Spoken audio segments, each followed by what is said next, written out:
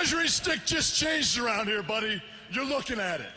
I hope you're glad with what you've done to me. I lay in bed all day long, feeling melancholy. You left me here all alone, tears running constantly. Oh, somebody kill me, please. Somebody kill me, please. I'm on my knees. Pretty, pretty, please. Kill me. I want to die. Put a bullet in my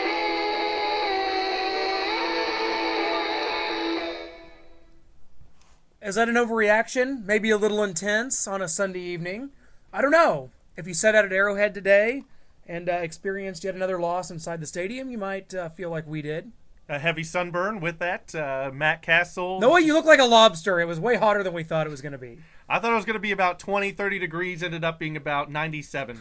And thanks to my roommate, Chad Tubbs, with the hookup on ticket today, chief intern. And so we're out at Arrowhead. We all witnessed what you guys witnessed, which was a defensive struggle. And the Chiefs coming out on the losing end, of course, 9-6. And you guys are listening to the Outsiders podcast. Clint Schweitzer, Noah Groniger.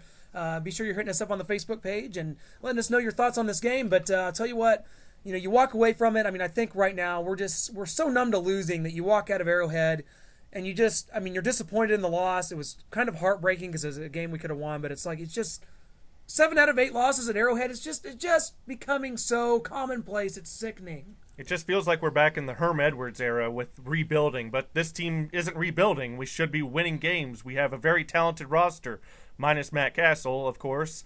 He got booed a lot today, deserved it.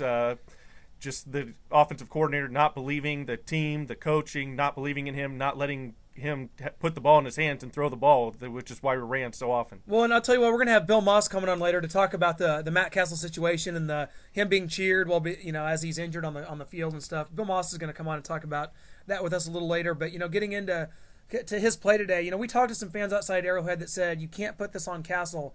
But once again, the Chiefs, had 4 turnovers. That's 10 turnovers in 2 weeks. You cannot win. But even so, we lose a 9-6 game to Baltimore with the 4 turnovers. But Matt Cassel with the key fumble at the goal line. I know that there was a jumble of bodies down there. The ball got dislodged. I mean, it wasn't the best snap. He never really had it.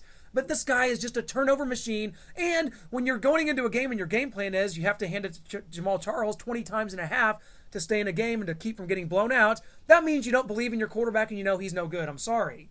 They know he's no good. Yes, they know he's awful. I mean, they will not put the ball in his hand. They were worried about turnovers, and when they did put the ball in his hand, fumble on the goal line, like Clint mentioned.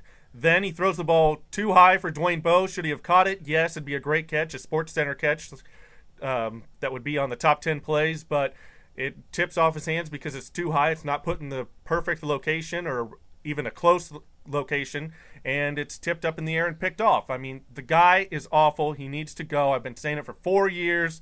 He's just not a starting quarterback. He's not a quarterback that's going to win you a playoff game. Well, we're going to ask Bill Maas about that. We're going to ask him, if he thinks this is the end of the era. And Brady Quinn comes in, following the injury to Matt Cassel and, of course, some fans. I don't think it was very people are making a big deal out of this, saying, oh, all the fans cheered. I mean, it was a weird play. There was actually a screen pass set up on that play that Cassel threw that was got a lot of yards and got the Chiefs in position to win. So people were kind of cheering from that. Cassel's down.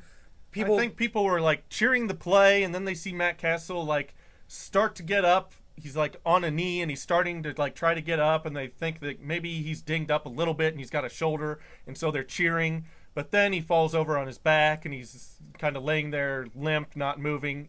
And so I don't think people were cheering about Matt Cassel really being injured. No, I think they were agree. cheering about him maybe being dinged up and getting to see Brady for a little bit. They weren't cheering that when he was limp on the field and cheering that he could be seriously injured. And then we do wind up seeing Brady Quinn, who leads a touchdown drive, we thought, to win the game, possibly with 4 minutes to go. He throws a touchdown pass to Dwayne Bowe, called back by a really sketchy penalty on McCluster. We need to work on our pick plays. They're just too obvious, and they're getting called. The offense calls them a rub. The defense calls it a pick. The difference is a pick's illegal, a rub is not illegal. If you just kind of rub the defender, just kind of graze him and turn him off course, the refs won't notice it, they won't throw a flag. But if you run directly into him, take him out of the play, that's a pick, that's illegal. Well, we find out after that, of course, the Chiefs pulled back and had to kick a field goal there. Next possession, on the last possession of the game, the Ravens and Joe Flacco get the ball.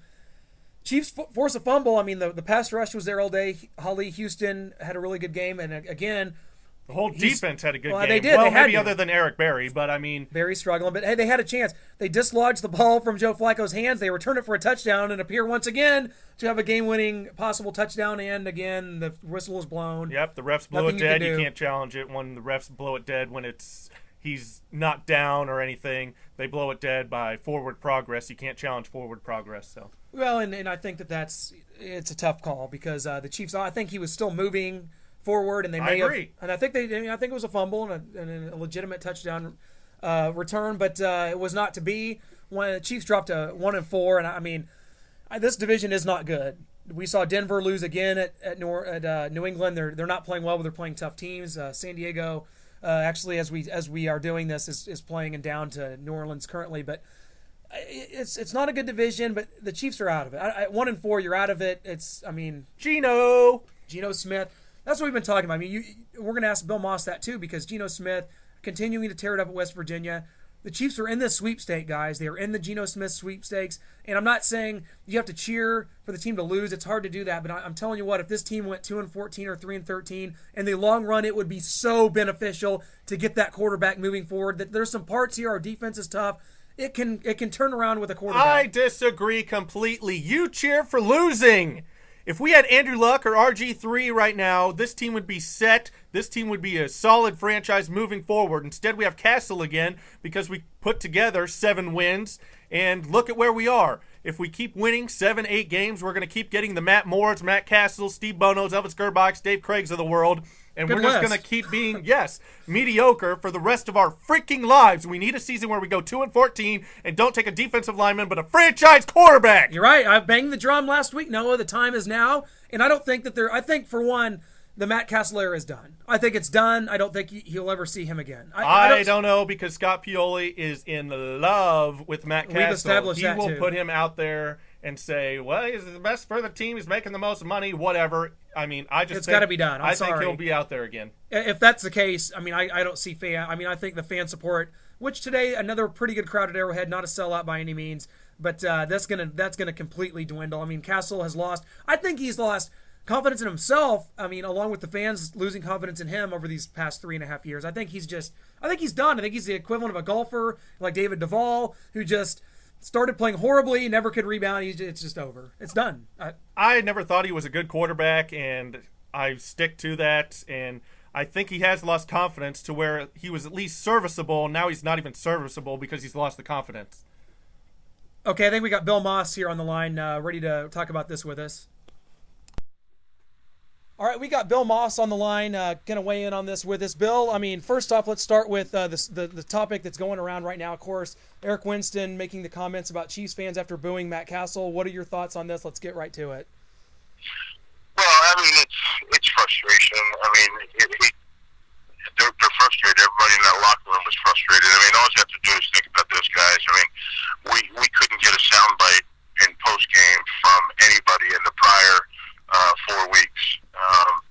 They went out, they played really hard, they trimmed down their offensive package where, they said, hey, we're going to run the ball on the zone stretch left, we're going to come back with the same formation, same play, we're going to run it zone stretch right, and they did that for 4 quarters with great success. The defense played tough, they really stepped up because they knew that Baltimore is going to be a physical team, and they knew that they had to be even more physical, and they played hard. They took the passing out of the equation because they didn't want to risk turning the ball over, and they went out and fought. They went to the mattresses as a group. They came up short. The truth of the matter is that Baltimore came in here. You're not frothing at the mouth to come into Arrowhead Stadium to play the Chiefs. It's more like, let's go out and earn our paychecks and do our jobs. And that's the kind of effort they saw. They had about 6 drop passes from Flacco to receivers. They were playing the Chiefs.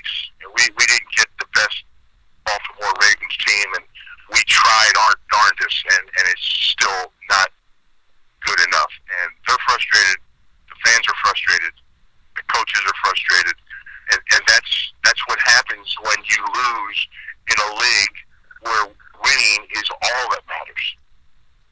Do you think that Baltimore in the second half, Jamal Charles, he had 20 first half carries, had 100 yards, but obviously Baltimore was king on that in the second half.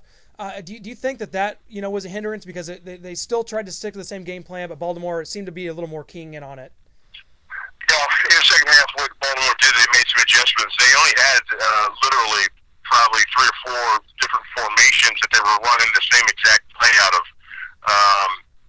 And what Baltimore did is they started knifing the ends and then jumping the backer to the outside where the two tights were, and they flattened down the backside to pursuit. So they took away that play that we pretty much hung our hat on. But, it's kind of like they went back to old school. They just said, this is what we're going to do. We're going to run this group of plays, and we're just going to continue to keep running it. And we're going to block every look they give us. It's kind of like the old Vince Lombardi days. We're going to run the toss, and we're going to run it, and we're going to know how to run it better than anybody else. It doesn't matter if you at it. We're going to try to block it.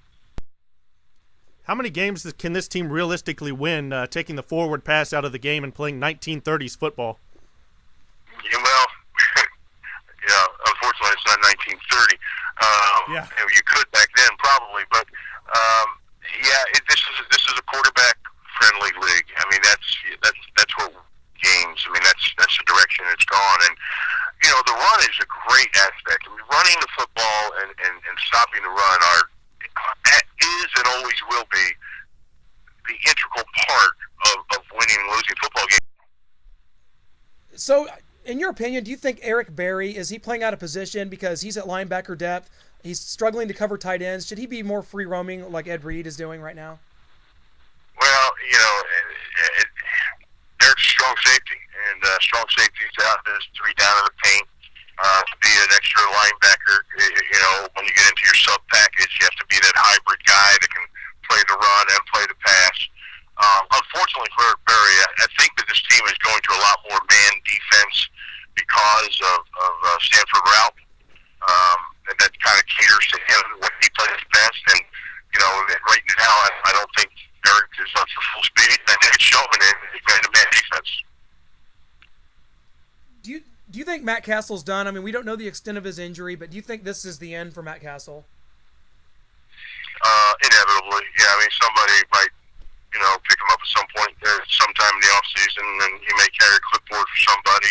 He's a quality backup that can come in and help out if you're in a disaster situation. But as far as starting, I think he's had 4 years to show his body of work and what he can and can't do, and the secret's out. Once the secret's out in the NFL of who you are, you'll never be able to choose that MO.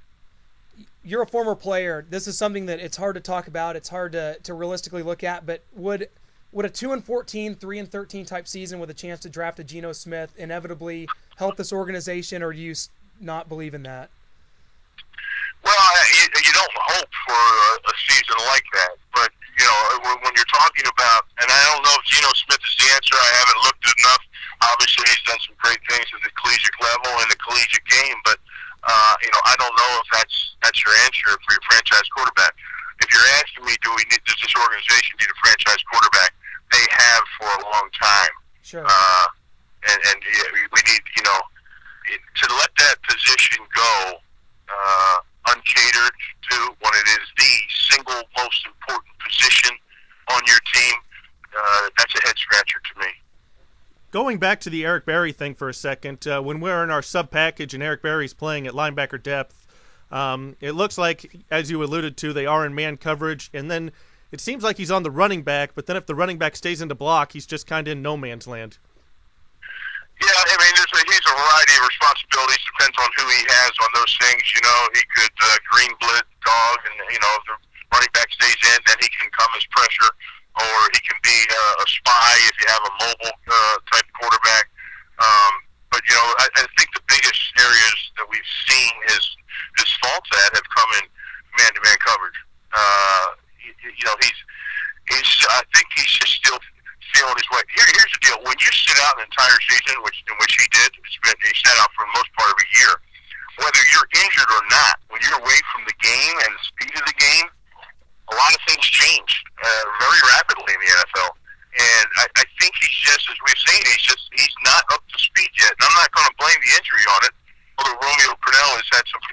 about all three of those guys and where they're at with their knee injury. But I'm not going to put it on the knee. I just think when you're away from the game for that length of time, it takes a little while to get back up to speed. As next defensive lineman, we asked you when we had you on before, we asked you about Don Terry Poe. Through these first couple games, and just looking today, I haven't watched the tape, but it looks like he was getting his push. The defensive front, I think, played well. Assess him and the entire defensive line here in this game and beyond. Yeah, Don Terry Poe, I continue to say this kid, it's a good pick, it's a good choice. You're not gonna hurt from it. He has flashes of things that I see as a nose tackle that he does extremely well. There's some things he's going to have to work on, and that's all part of being a young man in the NFL. But the support around him too. We haven't been up to speed. We've had a lot of injuries there on the defensive line. Rabati, Dorsey, Tiberio, all those guys. That's not the best of the best out there. When the best of the best is out there next to him, I think he's going to be better. Does the emergence of a guy like Pato Atua lead you to believe that, a guy like Glenn Dorsey might be expendable this offseason? Yeah, I don't think that's going to hurt Glenn's feelings. He, in his mind, he's felt that he's been forced to play a position that, doesn't really cater to what he can do best or what he can be or to be the best Glenn Dorsey can be. But he's done the job he's been asked to do and kept his mouth shut and he's worked hard. But, yeah, I don't think that's going to hurt him too bad if, in fact, they do cut ways with him. Oh, absolutely. I'll tell you what, Bill. I know your time's short. We'll be looking for you on Metro Sports. Thanks again for joining us, and we'll have you on again real soon, man. Thanks a lot. Take care, guys. Thanks. You too, Bill. And a big thanks to Bill Maas for joining us here on the Outsiders Podcast. Chiefs and Baltimore Ravens wrap up. That guy, you know what? He tells it like it is. I always appreciate his insight, man. Oh, definitely. Talking about how the players, the first 4 weeks, they couldn't get anything out of them. Finally, frustrations boil over, and we finally get our first blow-up with Eric Winston attacking the fans, cheering for Matt Cassel, booing him during the game, cheering his injury, that is what some people are thinking. Yeah, and it's a tough deal. We know that we talked about it in our intro, the frustration and stuff from Winston. But hey, he's definitely provided a soundbite today, and I think that'll be something that probably gets played a lot as the season goes on. But switching to the Baltimore side of things, and I want to bring Qadry Ismail on here in a moment. He is, of course, the Ravens color man on the radio and former ESPN analyst, former NFL player, decade 10 years, plus. Yep. Former Raven himself. So we're going to bring on Qadry and kind of get a Baltimore side of things because this is a team that's going in a different direction than Kansas City. All right, more post-game today, and joining us from the Ravens' point of view, we have Qadry Ismail on the line. Qadry, you were here today. You were at Arrowhead. Of course, you are the color analyst for the Ravens. Tell us what you saw from this game from the Ravens' side. Obviously, it was a close game, maybe more than so than expected. Yeah, more so than expected is right. I thought that, if there was ever a time to kind of draw the line in the sand and say enough is enough, it was this game.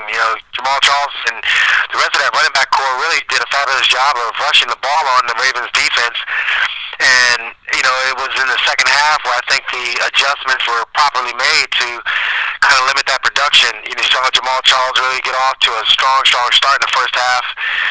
Well over 120 yards rushing and wound up only with 15 yards in the second half. But I think also defensively, what Romeo Cornell wanted to do and have executed to slow down this potent Ravens offense was pretty cool. He got after Joe Flacco, got him off his spot, and then at the same time he did a lot of press coverage on the outside, which I think disrupted some of the rhythm of the receivers, and you had an offense that really kind of struggled to find its way after really putting up a lot of points this entire season. So it was a lot of back and forth. It was a big-time battle, but ultimately the Ravens were able to pull out the victory and get out of there, Kansas City with the W. What did you think about seeing some 1930s football in the year 2012 with the team not believing in Matt Cassel, not letting him put the ball in his hands and throw it?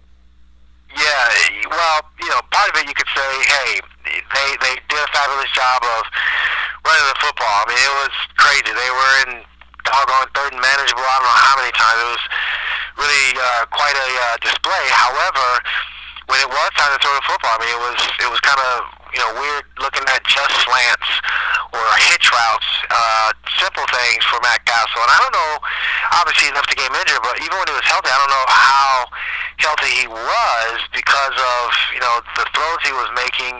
Even, I saw 2 back-to-back throws, one to Dwayne Bowe. Actually, maybe it had been both to Dwayne Bowe, but they were like wobble balls out to him, and they were only hit routes. So, something was certainly going on, and then right before halftime, you get the ball back, and you don't take a shot down the football field, really tells me that, he's really struggling with his confidence, and I think, they sense that, and they know that their strength is running the ball, and they were just going to be hell-bent on running it, and certainly they did it successfully in the first half, but you definitely have to make plays via the air in this league if you expect to be successful. Oh, absolutely, and I think in the first half, kind of surprisingly, Jamal Charles had 20 carries for over 100 yards. The Ravens, I figured would be king on the run. What about what the Chiefs were doing? How were they able to be successful in the first half? Because the Ravens front seven, I think, should have probably been able to manhandle the Chiefs' patchwork offensive line. Yeah, I think part of the problem was overcommitting. This is an assignment disciplined football team, but I think what we saw was a team that was over pursuing and getting too much penetration in the backfield, which was leaving a lot of holes for Jamal Charles and the rest of the running backs to run through. That's something that you preach you can't do, and they were doing it. And credit the offense for recognizing it and being able to take advantage of it. But that being said, this is where the game of inches and the game of adjustments and all that cliche football talk comes in. I thought they did a great job of recognizing, okay, we can't do that anymore. We can't just overcommit. We have to be on point with our assignments, and they did that, and they were able to limit the effectiveness of both Jamal Charles as well as Drone. Can you talk about the Ravens and if they have a problem with the zone blocking scheme? Because today they sure did. Like you said, they'd over-pursue, and then that would leave a cutback lane for Jamal or Sean or Cyrus Gray. Yeah, I thought that, you look at, the way the zone block scheme works, it's the theory of expanding angles. If you're, going to block a guy and, you think that there's no real run lane to go through, if a back stays on his track, he might be at the butt of the tight end, but with the angles expanding, he looks like he took it out wide, but in fact he might have only cut it back to, say, the guard, because everyone is trying to over-pursue, and you have explosive backs to give the ball to, and I think that's what we saw, just an explosive effort by all the backs, but again, you credit the defense of the Ravens for saying, okay, enough is enough. We, in fact, we're off our game, weren't disciplined, but now let's go ahead and get back on track, and I think that's something that we saw in the second half with this Ravens defense versus the running game and the rushing attack of the Kansas City Chiefs. Guys, we're talking to Qadry Ismail, over a decade spent in the NFL, wide receiver, of course, for the Baltimore Ravens. Talking about the Ravens offense now, before we let you go, Joe Flacco is a guy that people talk about being possibly, in one of the elite, 3 or 4 quarterbacks in this league. What did you see out of him today? And did you feel like, I thought I saw Torrey Smith drop some balls, Jacoby Jones maybe had a rough game too. Do you feel like that this offense should be elite this year? Yeah, I thought Torrey did all right, but Anquan Bolden, he certainly had a tough go at it. Uncharacteristically dropped some very catchable passes, and I don't know. I just think overall this was not a good game for the receiving corps, and if you try to play in this league as just one man, it ain't gonna work. You certainly need all hands on deck, and I think for Joe Flacco, he was making the right decisions, but guys just weren't winning for him and taking advantage of what the defense was giving them. I think that's what stood out the most when you look at the way they weren't able to move the ball and just a lack of offensive production. Something that they're going to have to look at the film and readjust. But after riding this high wave of explosive offense, to only get 187 yards passing, is quite disappointing. But I think the flip side of it too is you're also looking at Ray Rice, who was effective enough on 17 carries to get over 100 yards. That's something that you look at when you talk about, it sometimes comes down to running the ball. And in this particular case, for the Ravens, running the ball was good enough. For the Kansas City Chiefs, who ran the ball and ran it well, but unfortunately they weren't able to capitalize. Too many turnovers for them. That's something that has really had plagued them the entire game. Yeah, 10 turnovers in the last 2 weeks. We definitely got to get that fixed. I wanted to ask you about two different plays. They're crazy plays.